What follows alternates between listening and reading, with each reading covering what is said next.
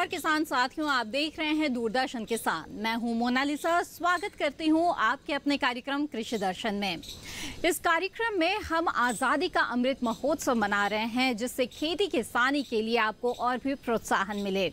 आज इस कार्यक्रम में हम जानेंगे उत्तराखंड के किसानों में राजमा की खेती के लिए बढ़ती दिलचस्पी के बारे में। साथ ही मिलेंगे पद्मश्री पुरस्कार से सम्मानित किसान कंवल सिंह चौहान से। बात होगी मक्का में फसल प्रबंधन के बारे में और साथ ही जानेंगे किसानों के लिए मसीहा बने किसान रथ मोबाइल ऐप के बारे में। तो आइए शुरू करते हैं हमारा आज का कार्यक्रम विज्ञान और किसान, कृषि स्टार्टअप और फार्मिंग इंडिया जैसे सेगमेंट्स के साथ।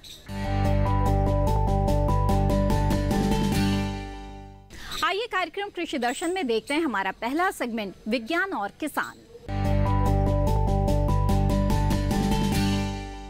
राजमा को पोषण का राजा कहा जाता है। हमारे देश में राजमा चावल बड़े ही चाव से खाया जाता है। इसकी खेती न सिर्फ आपको शारीरिक पोषण दे सकती है, बल्कि आपको आर्थिक पोषण भी दे सकती है। ये एक दलहनी फसल है और इसकी खेती को इन दिनों उत्तराखंड के बहुत सारे किसान अपना रहे हैं। आइए देखते हैं इससे जुड़ी एक रिपोर्ट।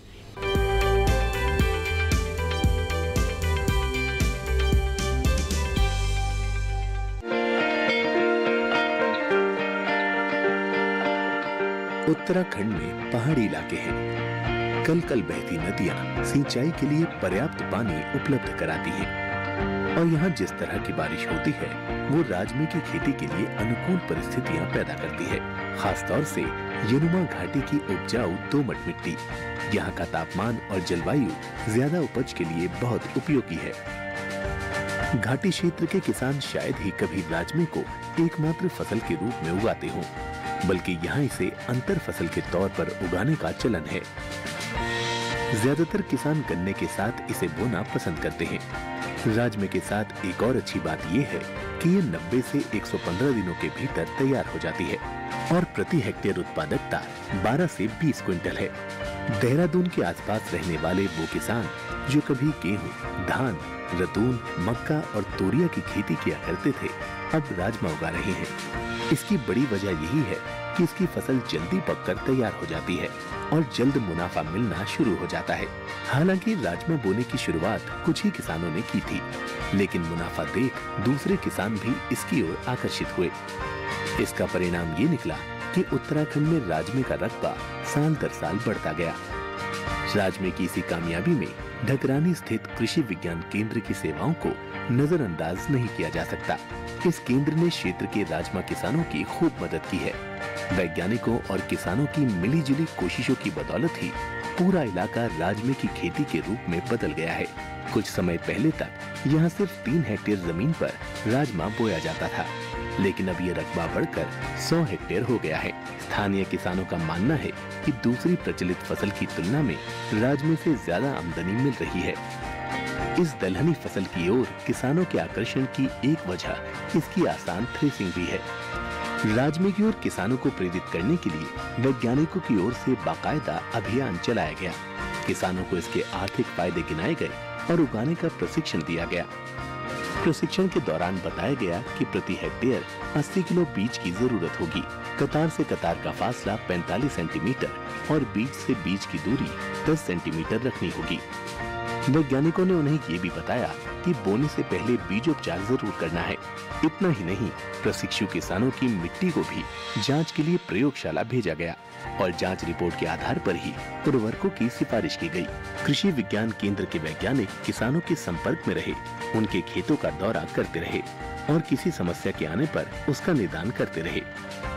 प्रशिक्षण का नतीजा ये रहा कि दूसरी फसलों के मुकाबले राजमे का उत्पादन और मुनाफा दोनों अधिक रहे। कई किसानों का तो यहाँ तक कहना है कि उनकी फसल कटाई वाले दिन ही बिक जाती है।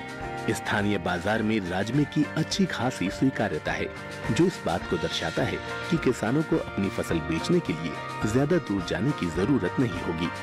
पहाड़ी इलाकों में राजमा मुख्य रूप से खरीफ की फसल है, लेकिन बदलते तापमान की वजह से गैर पारंपरिक क्षेत्रों में भी इसका बीज तैयार किया जा रहा है। इन लक्षित इलाकों में इसे फरवरी में भी बोया जाता है। फरवरी की फसल बरसात शुरू होने से पहले ही तैयार हो जाती है। वैसे राजमा सेहत के लिए भी बहुत मुफीद है। इसमें कैलोरी, प्रोटीन, कार्बोहाइड्रेट और फाइबर के अलावा वसा भी मौजूद होती है। 100 ग्राम उबले राजमे में 8.7 ग्राम प्रोटीन, 22.8 ग्राम कार्बोहाइड्रेट, 6.4 ग्राम फाइबर और 0.5 ग्राम वसा होती है। ऐसे लोग जिन्हें अपनी सेहत का ख्याल है, राजमा खाना ज्यादा पसंद करते हैं। कार्यक्रम कृषि दर्शन में अब वक्त है कृषि कैलेंडर का, जिसमें हम आपको बताते हैं वर्तमान समय में किए जाने वाले कृषि कार्यों के बारे में। आइए जानते हैं कि दलहनी फसलों में इस समय पोषण प्रबंधन और रोग नियंत्रण आप किस तरह कर सकते हैं। खरीफ के दलहनी फसल में वर्षा का पानी जमा न होने दें। फसल में उपयुक्त विधि से जल निकासी की व्यवस्था करें। मूंग, उड़द, लोबिया, अरहर, सोयाबीन की फसलों में फूल आने पर मृदा में नमी बनाए रखें। फसल में नमी बनाने से फूल झड़ते नहीं, मोटे दानेदार और अधिक फलियों वाली उपज भी प्राप्त होगी। दलहनी फसलों में आवश्यकता अनुसार कीट एवं रोग नियंत्रण कार्य करते रहें। फसल में फली छेदक कीड़े का प्रकोप दिखने पर 600 मिलीलीटर एंडोफल्सकान 34 EC या 300 मिलीलीटर की फलियां आने पर छिड़काव करें। फसल में पानी को खड़ा न होने दें। कीट रोग पनपने पर मोनोक्रोटोफॉस 36 SL को 300 मिलीलीटर पानी में घोलकर छिड़कें। हेलिकोवर्पा की सुंडी की निगरानी के लिए 5 फेरोमोन ट्रैप लगाएं। अरहर में बुवाई के 45 से 50 दिन तक खरपतवारों की रोकथाम जरूर करें। कार्यक्रम कृषि दर्शन में वक्त हो चला है एक छोटे से ब्रेक का। ब्रेक के बाद मिलेंगे एक सफल किसान से कृषि स्टार्टअप में। आप बने रहें दूरदर्शन किसान पर।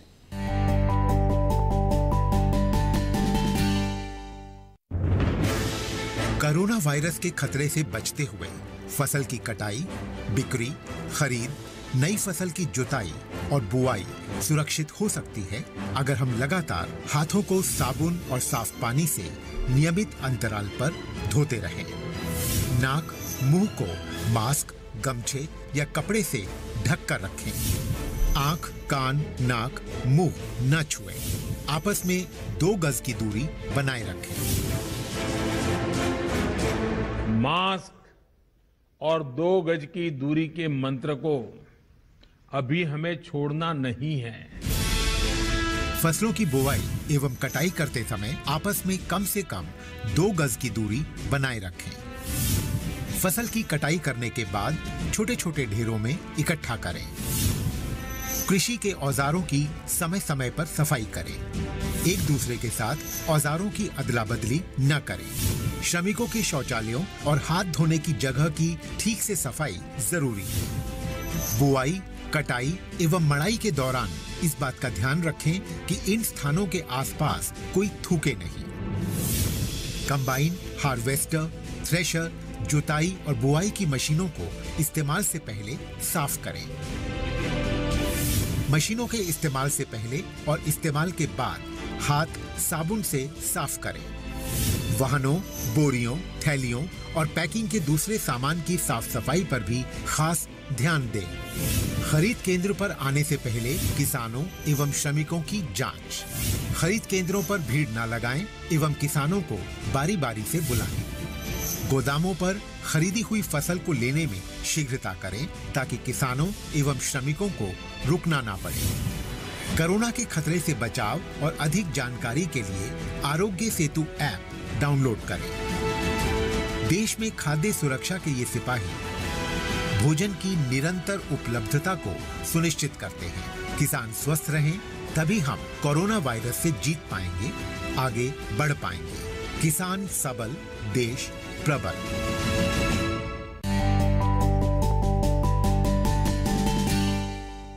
ब्रेक के बाद आप सभी का फिर से स्वागत है कार्यक्रम कृषि दर्शन में। आइए अब देखते हैं हमारा अगला सेगमेंट, कृषि स्टार्टअप।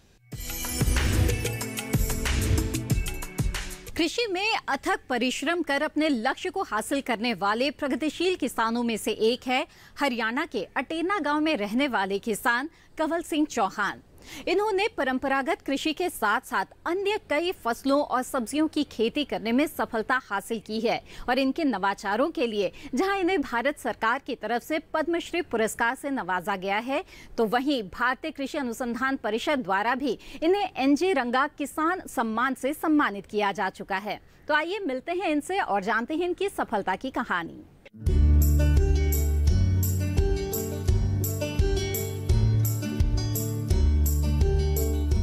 अटेरना गांव के प्रगतिशील किसान पद्मश्री कंवल सिंह चौहान को इस वर्ष खेती के क्षेत्र में उत्कृष्ट कार्य करने के लिए सरकार ने पद्मश्री पुरस्कार से सम्मानित किया है। कंवल सिंह चौहान ने 1978 में खेती की शुरुआत की। उन्होंने वर्ष 1998 में बेबीकॉर्न की खेती शुरू की और किस्मत ने उनका साथ दिया। वर्ष 2014 में कंवल सिंह ने अटेरना में किसान उत्पादक समूह बनाया और अब वे स्वीट कॉर्न, बेबी कॉर्न को दिल्ली के आजादपुर मंडी, बड़ी रिटेल चेन, 5 स्टार होटलों में सीधे सप्लाई करते हैं। इस क्षेत्र में स्वीट कॉर्न, बेबी कॉर्न व मशरूम उत्पादन का श्रेय पद्मश्री कंवल सिंह चौहान को ही जाता है। 5-10 साल तक चलते रहे तो धान की खेती में बीमारी आने लगी, तो उस बीमारी से बचने के लिए हमने सोचा कोई नई खेती की ऐसी शुरुआत हो अभी जिससे हमें फायदा हो। तो इसी बीच मैंने डेयरी व्यवसाय भी शुरू किया, परंतु मुझे ज़्यादा कामयाबी नहीं मिली। इसके बाद बायोगैस प्लांट लगाया, मतलब तरह तरह से मैं सोचता रहा कैसे किसान एक फायदा उठा सकता है। गांव अटेरना के किसान कंवल सिंह चौहान भी आम किसानों की तरह कर्ज में डूबे थे। गांव में अपनी जमीन पर परंपरागत खेती को छोड़कर वर्ष 1998 में सबसे पहले मशरूम और बेबीकॉर्न की खेती की शुरुआत की। ये जोखिम कामयाब रहा और दोनों फसलों से उन्हें अच्छी आमदनी होने लगी और फिर वे अन्य किसानों के लिए प्रेरणा का स्रोत बन गए। कंवल सिंह किसानों को इस काम में जोड़ने लगे और उन्हें बेबीकॉर्न, मशरूम, स्वीट कॉर्न, मधुमक्खी पालन आदि के लिए जागरूक करने लगे। देखते ही देखते गांव के दूसरे किसान भी उनकी राह पर चल पड़े और अपनी आर्थिक स्थिति को सुदृढ़ किया। आज गांव की तस्वीर बदलने के साथ ही करीब 200 लोगों को प्रत्यक्ष तौर पर रोजगार भी दे रहे हैं। किसानों की आर्थिक स्थिति सुधारने के साथ साथ लोगों को रोजगार, स्वरोजगार के साथ जोड़ने की उनकी मुहिम के भी सभी कायल हैं। कंवल सिंह ने वर्ष 2009 में फूड प्रोसेसिंग यूनिट की शुरुआत की ताकि गांव में बेबीकॉर्न व स्वीट कॉर्न का उत्पादन बढ़े तो किसानों को बाजार की दिक्कत न हो। लगभग 2 एकड़ में स्थित इस यूनिट में बेबीकॉर्न, स्वीट कॉर्न, अनानास, fruit cocktail, mushroom button, mushroom slice सहित लगभग 8 प्रकार के उत्पाद तैयार किए जाते हैं। फिलहाल इस यूनिट से प्रतिदिन लगभग 1.5 टन बेबीकॉर्न व अन्य उत्पाद इंग्लैंड व अमेरिका में निर्यात होते हैं। यहाँ वे टमाटर, स्ट्रॉबेरी की प्यूरी भी तैयार करते हैं। हाल ही में खेती के विषय में चर्चा करते हुए भारत के प्रधानमंत्री ने कंवल सिंह चौहान का नाम लिया और किसानों के सामने कंवल सिंह की सफलता का उदाहरण भी दिया। प्रधानमंत्री के मुंह से अपना नाम सुनकर बेहद उत्साहित कंवल सिंह ने बताया कि इससे उनका हौसला बढ़ा है। उन्होंने जीवन भर खेती को बढ़ाने के लिए जो मेहनत की, ये उसी का फल है। आज वो खेती को व्यवसाय की तरह ले रहे हैं। युवाओं को रोजगार देने के लिए प्रोसेसिंग यूनिट लगा ली है। साथ ही युवा किसानों को कृषि की ओर अपना रुझान बढ़ाने के लिए प्रेरित भी कर रहे हैं। कार्यक्रम कृषि दर्शन में वक्त हो चला है एक और छोटे से ब्रेक का। ब्रेक के बाद कृषि जगत से जुड़ी और भी गतिविधियों के बारे में जानेंगे हमारे अगले सेगमेंट फार्मिंग इंडिया में। आप बने रहें दूरदर्शन किसान पर।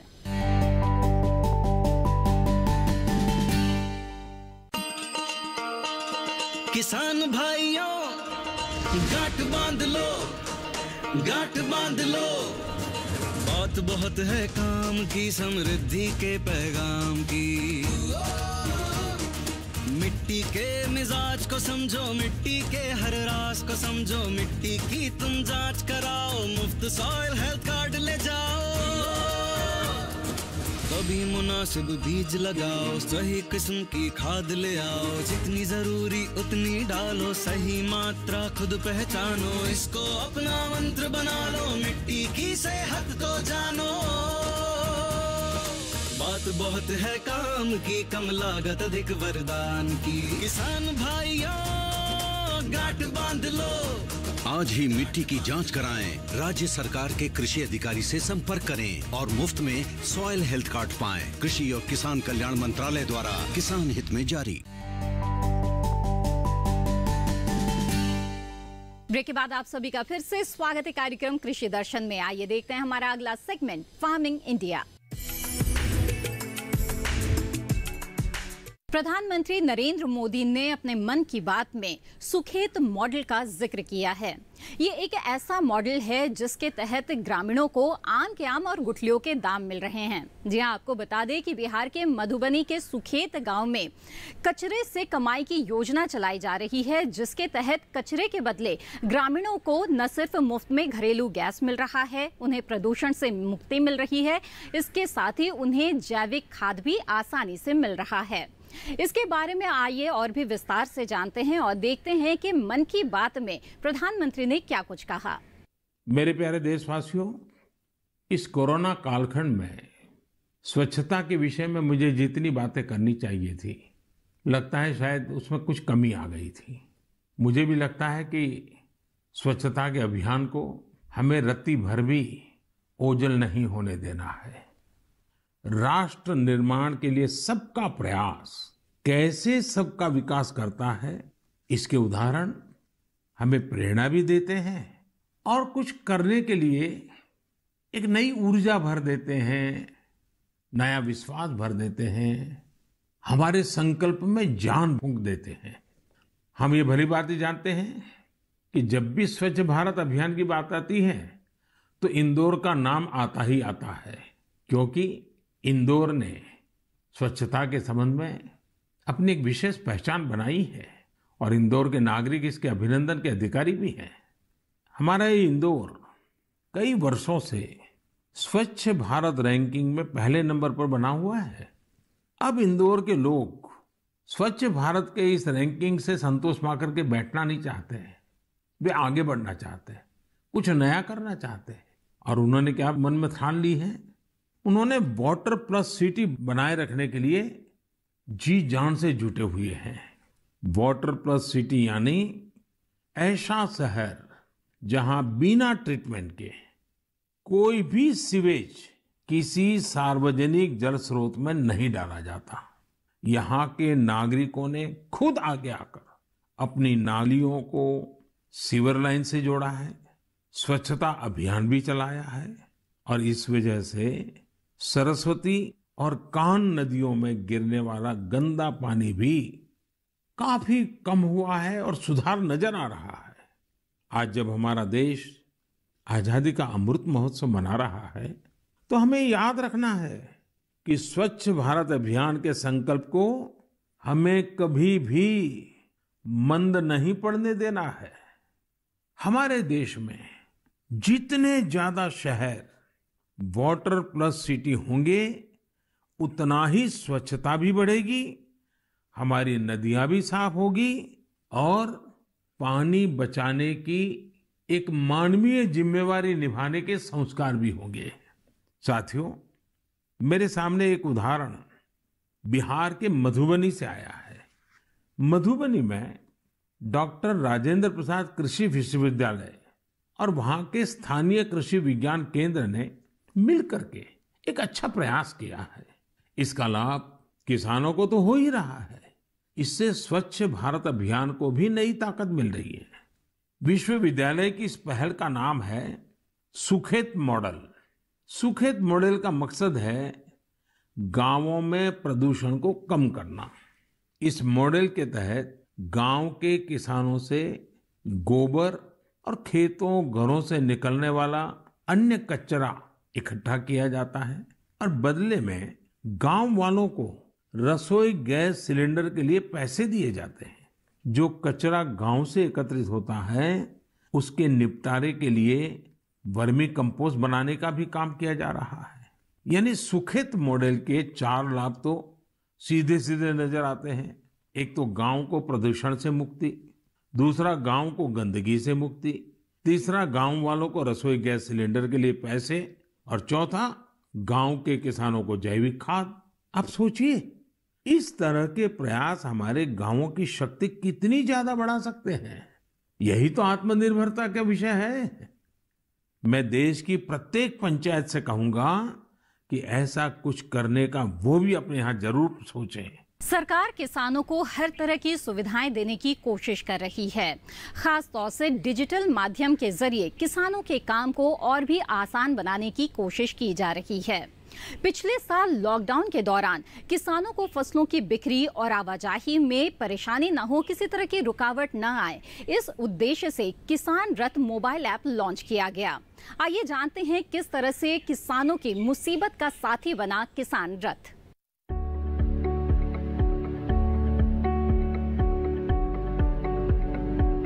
कोरोना की वजह से लगे लॉकडाउन से पूरी दुनिया थम सी गई और कारोबार ठप पड़ गए। उस समय रबी फसलों की कटाई हो रही थी। भारत सरकार ने किसानों की चिंताओं को देखते हुए उन्हें कोरोना गाइडलाइन अपनाते हुए कृषि कार्य जारी रखने की छूट दे दी। लॉकडाउन में चूंकि परिवहन के तमाम साधनों का भी पहिया जाम था, इसलिए फसल को मंडियों तक ले जाना और उसे बेचना किसानों के सामने बड़ी चुनौती बनकर उभरा। तब सरकार ने एक और बड़ी राहत देते हुए किसान रथ ऐप की शुरुआत की। एक ऐसा ऐप जो किसानों को यातायात के साधन मुहैया कराता है। ये ऐप किसानों, व्यापारियों और ट्रांसपोर्टरों तीनों के लिए है। ये ऐप मुख्य रूप से दो तरह के यातायातों की बात करता है। प्राथमिक यातायात में खेत से मंडी तक फसलों को ले जाना और द्वितीय यातायात में एक राज्य से दूसरे राज्य ले जाना। किसान रथ पर अनाज, दलहनी फसलें, तिलहन, फल फूल और सब्जियां, रेशेदार फसलें और बांस वगैरह की आवाजाही के लिए यातायात के साधन उपलब्ध हैं। इनके अलावा जंगलों में उगने वाले उत्पाद और नारियल के किसान भी इस सुविधा का लाभ उठा सकते हैं। ट्रक के आने का समय और स्थान के बारे में भी जानकारी इस ऐप पर दी जाती है। किसान एक तय समय और स्थान पर जाकर फल, सब्जियां और अनाज वगैरह बेच सकते हैं। इस ऐप के माध्यम से किसान अपनी फसल को ऑनलाइन बेच सकते हैं और व्यापारी भी इस मोबाइल ऐप के जरिए फसलों का ब्यौरा देख सकते हैं।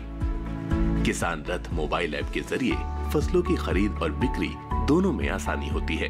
अगर आप व्यापारी हैं, तो आपको कंपनी का नाम, अपना नाम और मोबाइल नंबर के साथ रजिस्ट्रेशन करना होगा। इस मोबाइल ऐप के माध्यम से ट्रांसपोर्टर्स भी सामान की ढुलाई के लिए अपनी गाड़ी का रजिस्ट्रेशन करवा सकते हैं। इस ऐप पर आप कस्टम हायरिंग सेंटर के माध्यम से खेती की दूसरी जरूरतों के लिए मशीनरी भी बुक कर सकते हैं। रजिस्ट्रेशन का तरीका बिल्कुल आसान है। ऐप को डाउनलोड करने के बाद जब आप इसे ओपन करेंगे तो होम पेज खुल जाएगा। इस पेज पर आपको अपनी भाषा का चयन करके आगे बढ़ना होगा। अगले पेज पर साइन इन के नीचे दिए गए रजिस्टर के ऑप्शन पर क्लिक करेंगे तो पंजीकरण फॉर्म दिखाई देगा। ऊपर 4 विकल्प farmer, FPO, trader, service provider होंगे। अगर आप किसान हैं तो फार्मर के ऑप्शन पर क्लिक करेंगे। यहाँ बताना होगा कि आप पीएम किसान पर पंजीकृत हैं या नहीं। उसके बाद अपना नाम, मोबाइल नंबर, राज्य, जिला, तहसील, गांव वगैरह के नाम दर्ज करने होंगे और नीचे रजिस्टर के बटन पर क्लिक करना होगा। लीजिए, हो गया आपका रजिस्ट्रेशन। अब ऐप का इस्तेमाल कीजिए और सुविधाओं का लाभ उठाइए। तो भैया आपने देखा कि किस तरह से किसानों के लिए उनके मुसीबत का साथी बना किसान रथ मोबाइल ऐप। आइए अब आपको बता दें कि किस तरह से आप इस ऐप का इस्तेमाल कर सकते हैं।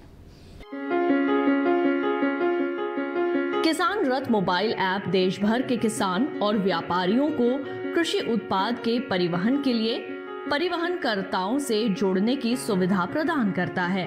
ऐप के जरिए किसान आसान तरीके से आवश्यक तिथि और स्थान पर परिवहन वाहनों की जानकारी ले सकते हैं। ये ऐप प्रमुख परिवहन एग्रीगेटर्स और व्यक्तिगत ट्रांसपोर्टरों के साथ इंटरफेस का काम करता है। किसान रथ ऐप ट्रांसपोर्टर्स को अपने वाहनों को पंजीकृत करने और किसानों और व्यापारियों को सेवाएं प्रदान करने के लिए एक सुविधा भी प्रदान करता है। इस ऐप के उपयोगकर्ता किसान और व्यापारी अपने पोस्ट किए गए कंटेंट की प्रतिक्रियाओं को देख सकते हैं। इतना ही नहीं, किसान ऐप के जरिए कृषि उत्पादों के सौदे को अंतिम रूप देने के लिए ट्रांसपोर्टर्स के साथ बातचीत भी कर सकते हैं। किसान रथ के जरिए यात्रा पूरी होने के बाद ट्रांसपोर्टर के लिए एक रेटिंग भी दे सकते हैं। ये ऐप उपयोगकर्ताओं या किसानों को ट्रांसपोर्टर से जोड़ने के लिए एक सुविधा प्रदान करता है। ये था आज का कृषि दर्शन कार्यक्रम। ये कार्यक्रम अगर आप दोबारा देखना चाहते हैं तो टीवी स्क्रीन पर दिए जा रहे QR कोड को स्कैन करके दूरदर्शन किसान के YouTube चैनल पर आप ये कार्यक्रम दोबारा देख सकते हैं। कार्यक्रम से संबंधित अपने सुझाव आप हमें भेज सकते हैं हमारी ईमेल आईडी पर। हमारा ईमेल आईडी है krishidarshandddk@gmail.com। आप हमें पत्र भी लिख सकते हैं। हमारा पता है कृषि दर्शन, कमरा नंबर 58, CPC, दूरदर्शन, खेलगांव, नई दिल्ली 110049। इसी के साथ कृषि दर्शन की आज की कड़ी में बस इतना ही। हम फिर हाजिर होंगे लेकर कुछ और खास जानकारियां। तब तक के लिए दीजिए इजाजत। नमस्कार।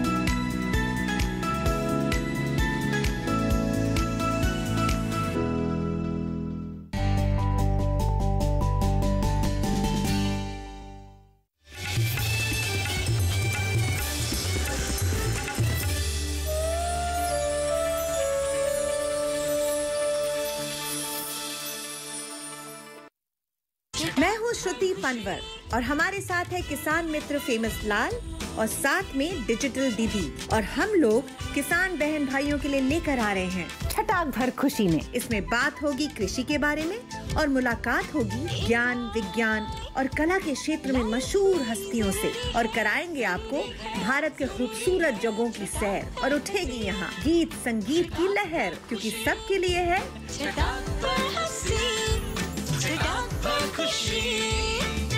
छटाक भर खुशी। देखिए हर शुक्रवार शाम 4:30 बजे से। बसंत की बीवी को तो चाहिए था कि गर्भ ही गिरा देती, पर वो तो ठहरी क्रांतिकारी। मुझे तो ऐसे लगता है कि आप ठेकेदार से डरते हैं। तूने जो पाप किया था उसकी सजा बहुत बड़ी है। पहला फौजी देखा जो लड़ना नहीं चाहता। अगर लड़ना है तो दिमाग से लड़िए। तो क्या दीवान सिंह पर पहले भी ठेकेदार ने हमला करवाया था? जनधन योजना के तहत जीरो बैलेंस के साथ खोले जाने वाले खाते इस गांव के लिए क्रांति लाएंगे।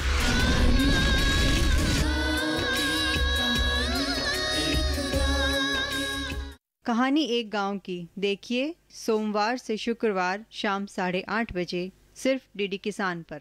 कृष्ण भक्ति के रस में भाव विभोर होने के लिए लेकर आ रहे हैं अनोखी महफिल। कृष्णं वंदे जगद्गुरुं।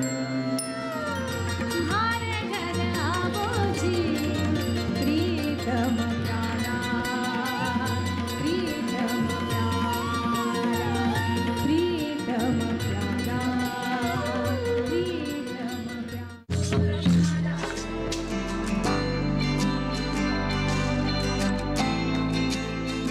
कृषि जगत के सभी रंगों को समेटता कृषि परिक्रमा।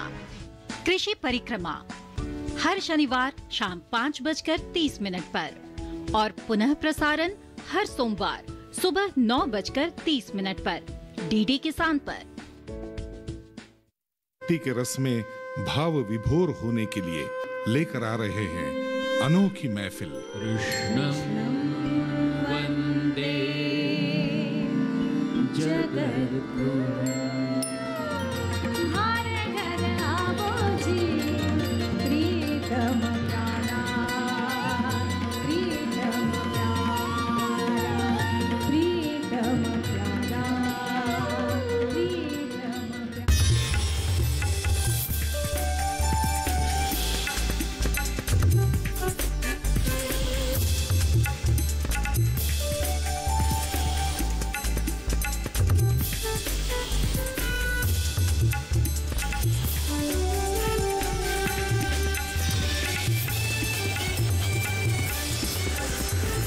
डीडी किसान, बदलते भारत की शान।